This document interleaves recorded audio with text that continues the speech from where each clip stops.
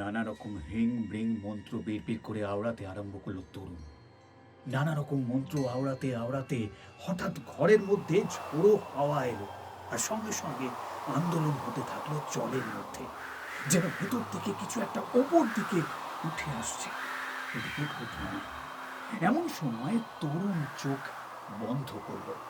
পাত্রের মধ্যে একটি সন্ন্যাসীর মুখ ভেসে উঠল। তা দেখে গ্রামের মোড়ল এবং মেয়েদের বাবারা চমকে উঠল। পিছনে কি রহস্য আছে? হ্যাঁ, কি রহস্য আছে? এই রহস্য উন্মোচন হবে, কিন্তু তার জন্য শুনতে হবে ঝুঁটি কাটা রহস্য। শুনতে অবশ্যই ইউটিউব চ্যানেল গল্পের দর্পণে চোখ রাখতে হবে। গল্পের দর্পণে ঝুঁটি কাটা রহস্য।